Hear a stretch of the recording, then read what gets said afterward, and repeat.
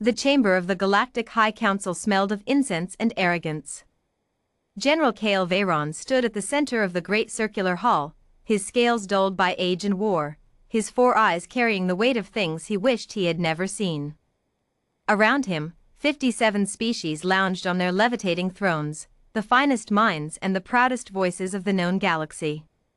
They had summoned him as a formality. They did not expect to be afraid.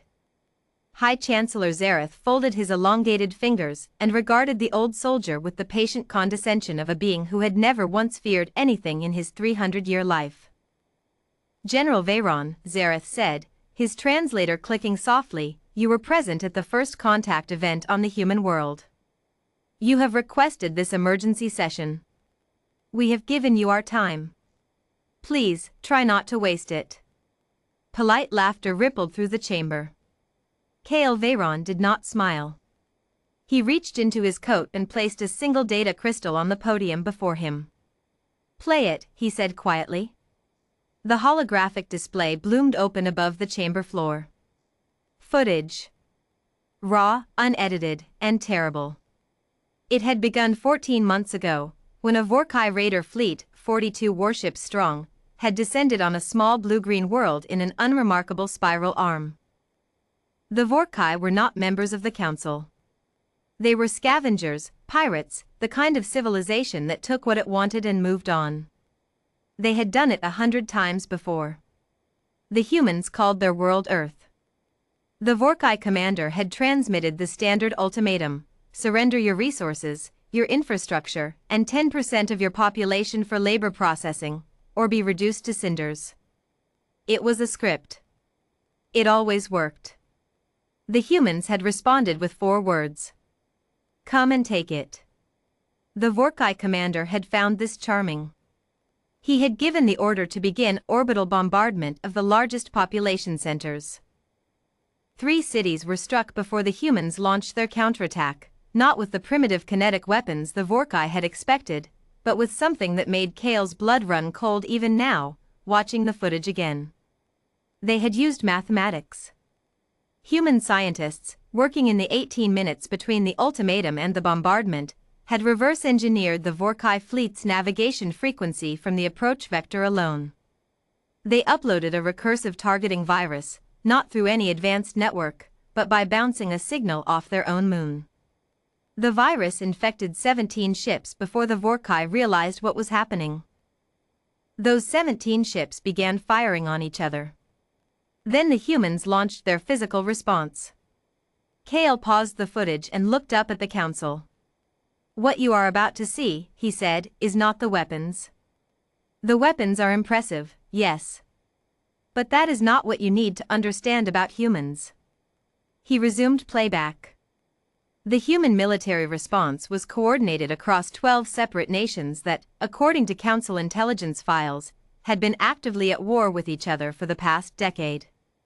Old enemies, species who shared a planet and had spent centuries trying to destroy one another, had formed a unified command structure in under 6 hours. 6 hours. It had taken the Galactic Council 43 years to negotiate the Unified Defense Pact after the Shriel incursion. 43 years of diplomacy, compromise, trade agreements, and cultural summits. The humans had done it in 6 hours because something was threatening their home. They call it a phenomenon, Kale said. Their researchers have documented it. When humans face an existential threat, something changes in their psychology. They become, he paused, searching for the right word, singular. From his throne, High Chancellor Zareth waved a dismissive hand. General, every species exhibits solidarity under pressure. This is hardly. Let me finish, Kale said. Zareth blinked, surprised. No one interrupted him. No one.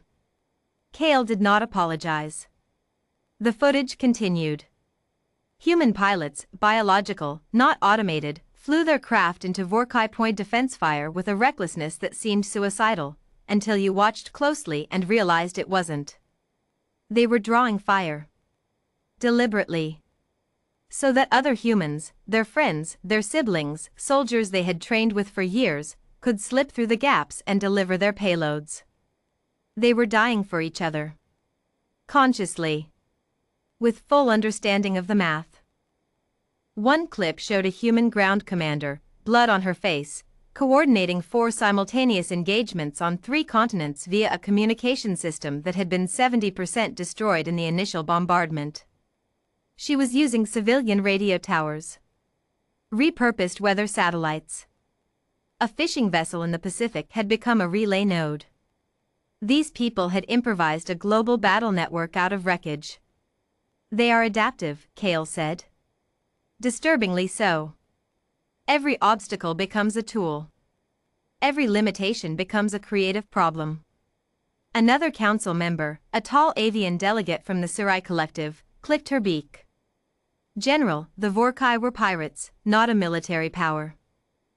Any species with orbital defense capability could have. The Vorkai had a fleet displacement advantage of 40-1, Kale said flatly. And they lost. Silence. 31 Vorkai ships were destroyed or disabled. The remaining 11 fled. The humans lost, he checked his notes, though he had memorized the number long ago, because it haunted him. The humans lost 14,000 soldiers. The Vorkai lost 380,000. The chamber was very quiet. 14,000, Kale continued, is a number that will devastate a human community. They will build monuments. They will hold ceremonies every year for generations. They will write songs about each individual who fell. He let that settle. They experienced this as a catastrophe. He looked around the room slowly. They do not know yet that those numbers make them the most efficient military force this galaxy has ever produced. High Chancellor Zareth leaned forward now.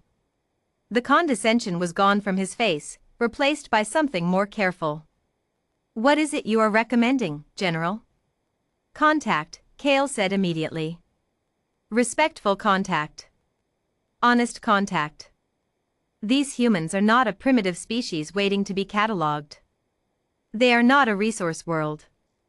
They are not a threat to be neutralized before they develop faster than light travel. He paused. Because I have seen their research files.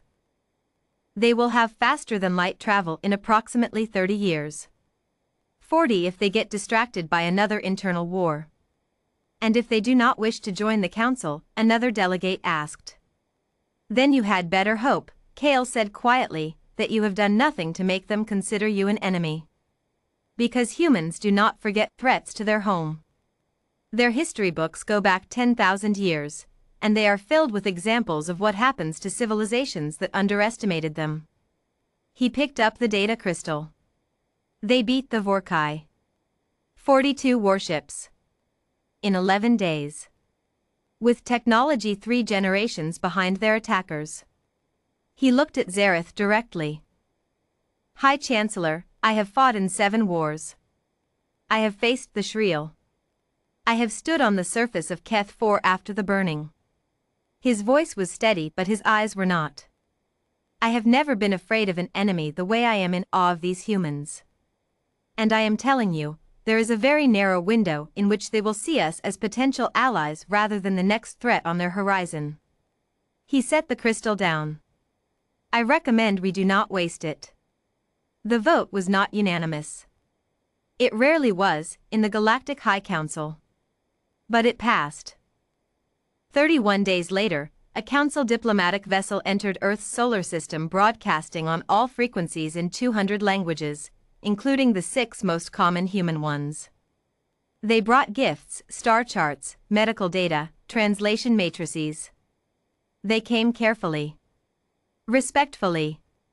With their weapons powered down and their hands, metaphorically and literally, open. The humans made them wait 72 hours while they convened their own council, argued, disagreed loudly, and ultimately reached a consensus. Then they sent a single representative aboard. She was a small woman with gray-streaked hair and sharp, tired eyes. She had been chosen, the humans explained, because she was a diplomat who had spent 40 years negotiating peace between human nations. She shook Kale Veron's hand, he had insisted on being present, and looked up at him with an expression that was cautious but not afraid. "You look like you've seen some things," she said. "I have," he replied. "Good." She glanced around the ship with the focused attention of someone cataloging everything she saw. "Then we have something in common." Kale Veyron watched her walk deeper into the vessel, curious, careful, dangerous in ways she didn't even have to try, and thought, "I tried to warn them. Thank every star I did."